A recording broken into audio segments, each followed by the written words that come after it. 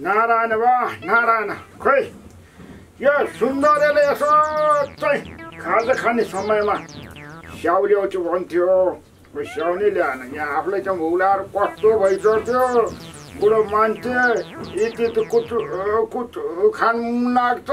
यो नाति त्यस्तै छ कतै यो आफ्नो गर्लफ्रेन्डलाई त यस्तो त फोन त गर्दै छैन भने या सुन्दरे या सुन्दरे हजुर बाजे यहाँ आउनु भयो यहाँ आऊ यहाँ बस हस् बाजे यस्तो चाहिँ स्याउ ल्याउँछु भन्थ्यो वा होइन हजुर बुढो मान्छेलाई भाउ लाग्यो स्याउ नल्याउने भने स्याउ नल्याएको बाजे छैन ए स्याउ छैन बाजे स्याउ केरा होला नि त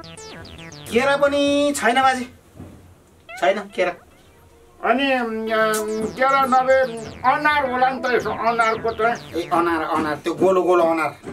त्यो बाख्राको बर्काउला जस्तो गेडा हुने भित्र छैन के भन्छ मेरो पर्के छैन बाजे त्यो पनि छैन त्यो बर्कुले भन्यो त खाने चिजलाई भने बर्कुलो जस्तै हुँदो रहेछ त्यो अनार भन्ने खान त मिठो हुने रहेछ त्यसले गर्दाखेरि अस्ति एकचोटि मैले खाएको थियो कस्तो भयो त्यही भएर मैले मिठै भयो भने खाएको कस्तो पेटमा असर गरेर त्यहाँदेखि मैले बाख्राको बर्काउनु भनेर राखेँ कि बाजे ए त्यसो भने हजुर उ चाहिँ के गर्ने त नखाने किन स्याउ किन नखानु भने अब हेर्नु बाजे मेरो मनमा के बाजेले स्याउ ल्याउनु सक्दैन थियो मैले स्याउ सुन्तला अनार जुनार केरा आलुबेज के खानुहुन्छ तपाईँ ल्याउँथेँ नि म तर के गर्ने बाजे अहिले पहिला जस्तो स्याउ होइन पहिला ऊ यत्रो सानो स्याउ हुन्थ्यो चेप्पा काटेर टोकेर खाँदाखेरि सरर यहाँबाट झोल चुइन्थ्यो यहाँ रस चुइन्थ्यो अहिलेको स्याउ त तपाईँको फाका काटेर यत्र उता हुन्छ केही छैन स्याउ केरा छन् के कुरा गर्नु र तपाईँको केरा उहाँबाट सबै काँचो आउने हो बाहिरबाट यो कालीमाटी भन्ने ठाउँ छ नि बाजे यतातिर आएर आज बेलुका काँचो आयो भने भोलि बिहान त पहिलो भएर सर्लकै पाक्ने रहेछ यो पाउले त के भएर हुँदो रहेछ त्यही त बाजे म अचम्मै काँचै लिएर आउँछ आउने बेलामा एकै रातमा चाहिँ पाक्यो कसरी त हेर्नुहोस् त तपाईँको अनि त्यस्तो केरा लिएर मेरो बाजेलाई खुवाएर यस्तो हष्टपुष्ट ज्यान भएको बाजेले त्यस्तो हिजो हरियो अहिले रातभरिमा पहेँलो भएको केरा खुवाएर के मेरो बाजे हष्टपुष्ट बस्ने बाजेलाई यस्तो लुलो बनाउनु छ र मैले त्यही भएर नलिएको त्यो त छैन छैन यो मेरो पड्केले मेरो शरीरको धेरै ख्याल गर्छ त्यही भएर मेरो जिउ बाजे जस्तो नि देखिया छैन है छैन तरुनु जस्तो देखिया कसो त एकदम झकास हुनुहुन्छ मेरो बाजे अहिलेसम्म पनि त्यही भएर यो खानेकुरामा चाहिँ रेखदेख गर्नु पर्यो कि बाजे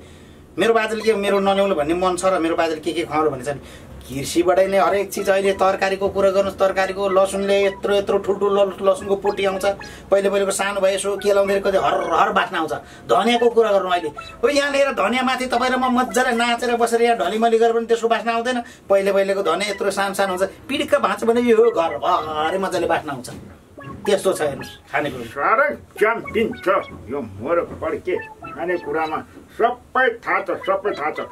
आज तरकारीमा अलिकति नुन चाहिँ बढी नै हालिन्छ फेर पर्के है लसुन कतै स्वाद आएन किन हो लसुनको हेर्नु न बाजे लसुन अहिले पहिलेको लसुनहरू यत्रो सानो पोटी हुन्थ्यो मजाले जाम हुन्थ्यो अहिलेको त फस्राका परेर अझ यति ठुलो हुँदो रहेछ अगाडि यसो छोड आएर अझै छोट मोटामा अलिकति कारेकुरुक भाँडक आउँछ अनि केलाउनुलाई पनि सजिलो ठुल्ठुलो दाना अनि सिलौटोमा हान्यो न बास्ना सास्ना केही पनि छैन त्यसले पनि शरीरमा गएर एकदम नराम्रो कामै गर्ने हो त्यसले बेफाइदै गर्ने हो पहिलेको जस्तो भएको एउटा यो दाना छास सिलौटोमा हान्दै पनि कस्तो दामी बास्ना आउँथ्यो छैन अहिले त्यही भएर लसुन पनि मैले सबै बिहान गर्ने हो बाजे त्यसो पो हो त्यही भएर आज किन यसो चाहिँ लसुन र प्याजको चाहिँ स्वाद आएन बुढो मान्छेलाई भने त त्यस्तो भएर यसले लसुन प्याजै हालेर रहेनछ होइन हजुर अनि आज एउटा कुरा सम्झी क्या भर्खरै टमाटर पनि हालेन होला तरकारीमा मैले टमाटर पनि हालेन टमाटर नै हालेन किन नहालेन टमाटर यस्तो बाजे पहिले पहिलेको सानो टमाटर हुन्थ्यो कस्तो राम्रो हरियो रातो रातो यत्रो यत्रो हुन्थ्यो। अहिलेको टमाटर हेर्नुहोस् त स्याउ जत्रो टमाटर छ। तरकारी लिएर साग हरेक चिज त आलु सालु लिएर हालेर पकायो। अब त्यो पनि अझ काटेर 2 फप्लेट गरेर त्यहाँ टमाटर हालेर अस्ति एकचोटि पकाएको सबै तरकारी पाकेर काचक कुचुक गिलो भइसक्यो। टमाटर त डाडुले चल्नु कहिले उता भित्तो कहिले यता भित्तो कहिले यस्तो गरेर पनि गरे त्यो पनि गएन। त्यस्तो चिज खाँदाखेरि हाम्रो शरीरमा कति बेफाइदा पुर्याउँछ भन्नु त बाजे हो तरकारी पाकिसक्यो गोलभेडा पाक्दैन त्यही भएर त्यो पनि नलेको चिज चाहिँ खानु हुँदैन। त्यस्तो चिज कसैले खानु हुँदैन। कसो हो कसैले खानु हुन्न पायो बजारमा पायो सस्तो पायो ओहो आफूले रोप्या छैन अलि रोप्या सस्तो पैसा तिरेर रोप्न पर्छ के अरे किन्न पाइन्छ कहाँ दुःख गर्ने भन्नेले खाने मान्छेले भोलि शरीरको रोग लागेपछि के दुर्दशा हुन्छ। कसो त पड्के एकदम ठिक हो बाजे ल ठिक छ। अनि अब यसो चाहिँ चिया पनि अहिले त आज त चिया पनि यसो चाहिँ के हो त्यो ऊ के अरे दुध नालीको लेख्छ नि त लङसँग हालेर मिठो बनाएर बोल्दै त्यस्तो ल्याउनु फेरि हो। चिया पनि दुधमा पनि धेरै कारण छ के बाजे। दुधहरू पनि पहिलाको जस्तो होइन दुध अहिले पाकेटको दुध भन्छ। तपाईँ हामीलाई के त त्यो पाकेटभित्र छिरेर गएर बाजे नातिले हेरेको छैन त्यो पाकेटमा के को दुध हाल्यो भने थाहा छैन के को बनाएको छ थाहा छैन। अनि लिएर राख्यो पहिलाको त त्यति धेरै फाट्दैन थियो। अहिलेको त लिएर चाहिँ तपाईँको अलिकति बढी भयो भनेर हिजो अस्ति अलिकति राख्यो मैले एकैछिनमा फाटेर छैन चौलेनी जस्तो भएछ त्यस्तो दुध हेर्नु। त्योभन्दा त बरु हेर्नु त अघि मैले बनाएर लिएर आएको चिया त्यहाँ ल्वाङ हालेको छ सुकमेल हालेको छ मरिच हालेको छ चिरी चट्टा कस्तो पिरो जस्तो पनि आउने कस्तो आनन्दले शरीरमा पनि गएको हो कि होइन बाजे। त्यस्तो त्यो चाहिँ खानु है बरु अब दुधलाई नखाएँ अब किनभने अझ नि मेरो बाजेले हिष्टपुष्ट बनाउनु पर्छ। म पनि अब मैले नि यो दुधबाट राम्रो होला भनेर चाहिँ सोचेको थिएँ। अस्ति पनि पेट दुख्यो यो यो यो यो यो यस्तो चिज मैले खान छोडिदिएँ। म त अब अर्ग्यानिक खान्छु हेर पड्के म बुढो एउटा अनि चाहिँ एउटा त हो नि होइन दुईजनालाई खानलाई अर्ग्यानिक खाने त पनि यसो चाहिँ दुःख गर अलिकति यसो चाहिँ बारी टाइपतिर यसो साग छ र होइन हजुर हजुर सानो टुक्रो भएको ठाउँमा घर म पनि गर्छु अनि आफ्नै बारीको खानुपर्छ। हो बाजे यो कृषिबाट दिएको बिउहरू पनि नलाउने कृषिबाट छिटो हल्का बढ्ने रे मुला हेर्नु न मुला कस्तो 40 दिनको मुला रे 40 दिनको मुला खाएर चाहिँ हामी चाहिँ 40 वर्षमै सेट हुने त्यही त भने अब 40 त्यस्तो होइन। हाम्रो अर्ग्यानिक बरु 6 महिना लागोस् 4 महिना लागोस् मुला है फल्नुलाई मुला उम्रिनुलाई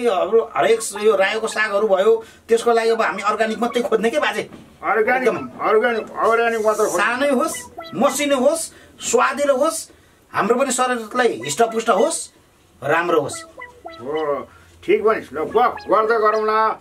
मलाई नि यसो थकै लागेको छ क्या यसो सुत्न लाग्यो। अब तँलाई भेटेपछि तँ गफ पिटिङ दिइहाल्छस् गरिहाल्छ। अब तेरो गफ सुनिरहन मन लाग्छ मलाई होइन। हजुर हजुर बाजे अब भोलि फेरि गफ गरौँला यसो त्यही घाम ताप्दै गफ गरौँला। हजुर कतै बसेर केही गफ गरौँला। अहिले म सुत्छु त पनि यसो धन्दा सकेर चाहिँ सुत्ने त ठाउँ लाग्यो। हस् बाजे हस् ल परे सकेर मोरा पड्केको फोनमै झुन्डिनु होला। अब म बाजेलाई भन्छु नि त्यो पनि अरूले भन्ने कुरा होइन मेरै बाजे हो गरिदिने हजुरले नै हो पैसा हजुरले नै हाल्ने हो। अब मैले मात्रै ल परेर भएन मेरो बाजेले पछिसम्म हेर्ने बुहारी चाहियो नातिनी बुहारी त्यस्तो खालको बुहारी फेरि मसँग मात्रै ल पर्ने आएर मेरो बाजेलाई चाहिँ यताउता लखर लुखुर भोलि हेला गर्ने ठेलाम ठेल पेलाम पेल गर भन्ने त्यस्तो फेरि बुहारी त मैले त अर्को आउँछ नि छानी बाजे। आराम गर्नु नि त नि बाजे तपाईँ आराम गर्नु है बाजे ल बाजे म गएँ। अरे शरण नारायण राम्रोसँग आराम गर्छु है बाजे ल म गएँ।